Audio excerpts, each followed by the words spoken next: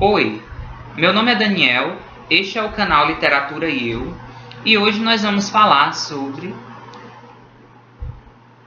O que Tinha de Ser, do escritor brasileiro Mário de Alencar, publicado pela primeira vez em 1912.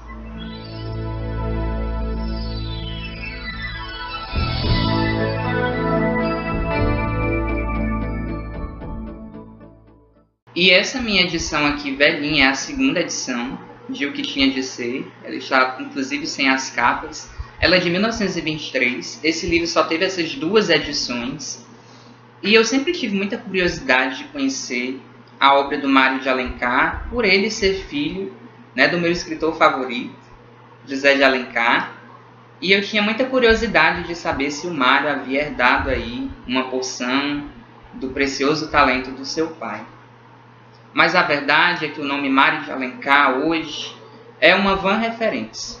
As pessoas lembram dele por ter sido filho, de Alencar e por ter pertencido à Academia Brasileira de Letras.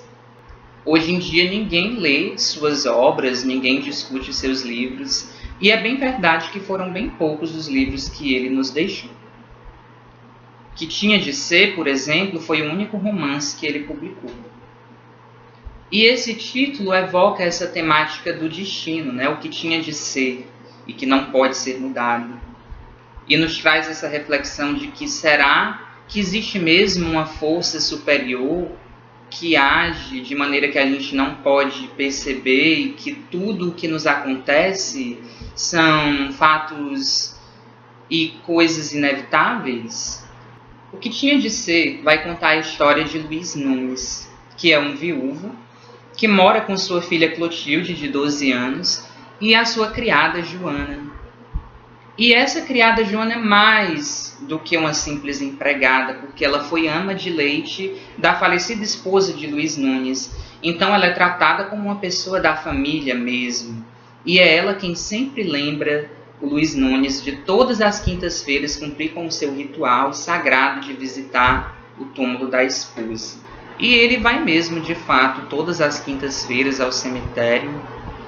E ele nos demonstra ser um viúvo que não conseguiu mesmo esquecer a lembrança da falecida esposa. Tem a memória dela muito arraigada, consigo. Mas numa dessas visitas ele acaba conhecendo Carlota, que também é viúva. E aí os dois começam inevitavelmente a se aproximar.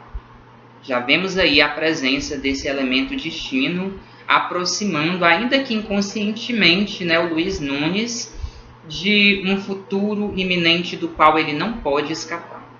E de fato, o Luiz Nunes e Carlota logo se casam. E Carlota, que tem 2 filhos pequenos, João e Emília, vai morar em uma nova casa com Luiz Nunes, sua filha Clotilde e, é claro, a criada Joana. E é aqui que começam os conflitos, porque Joana e Carlota aparentemente não vão ter uma relação nada agradável. Joana, claro, não aceita que Luiz Nunes tenha casado novamente, tenha esquecido tão facilmente aquela que foi a sua protegida, a sua querida Clotilde, porque a esposa de Luiz Nunes tinha o mesmo nome que a sua filha.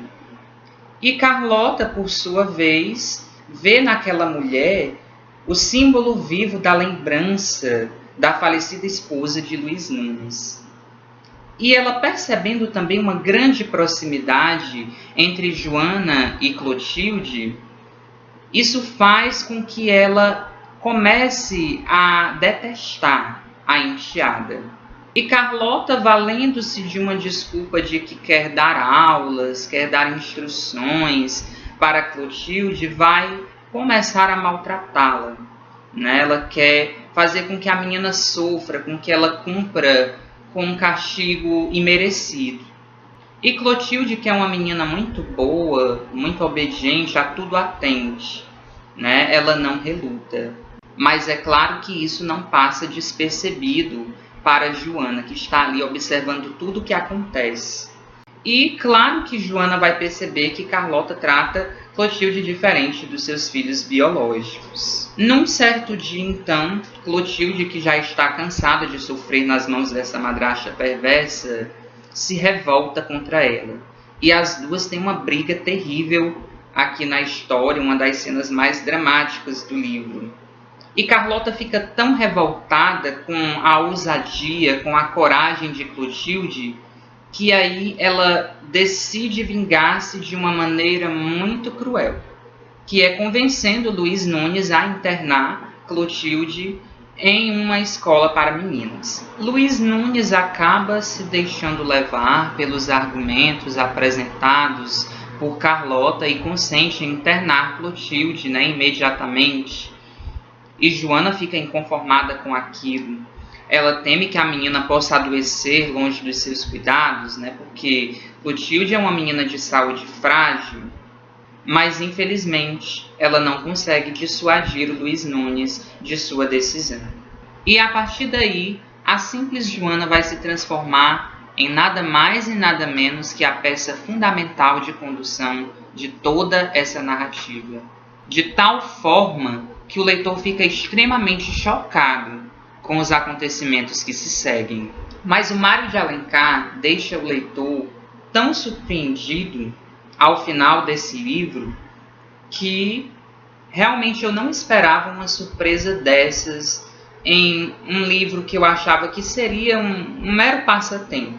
Foi algo que realmente me fez encarar esse autor, Mário de Alencar, com outros olhos.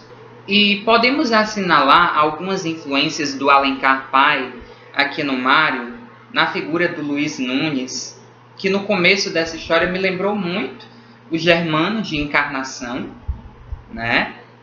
E a própria Joana me lembrou também uma outra Joana do Alencar pai, que é a Joana do drama Mãe, que é uma peça teatral do José de Alencar.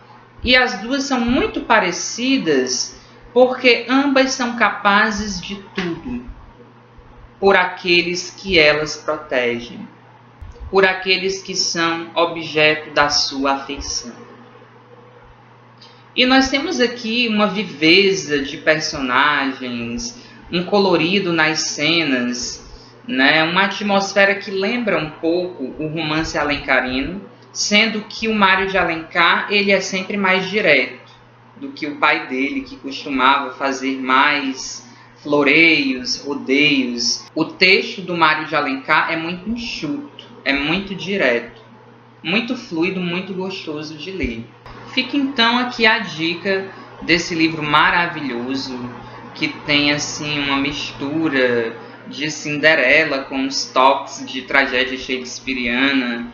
E é mesmo lamentável que um livro como esse esteja fora do alcance do leitor de hoje, que seja um livro tão difícil de encontrar, que seja uma obra tão inacessível. Seria maravilhoso se alguma editora se interessasse em relançar essa obra, porque ela realmente merece. Eu tenho certeza que se esse livro fosse relançado, ele iria sim chamar a atenção do público por uma porção de coisas que eu apenas arranhei aqui nesse vídeo e mesmo na resenha escrita. Porque esse livro é assim tão profundo que você só vai entender quando você finalmente o ler.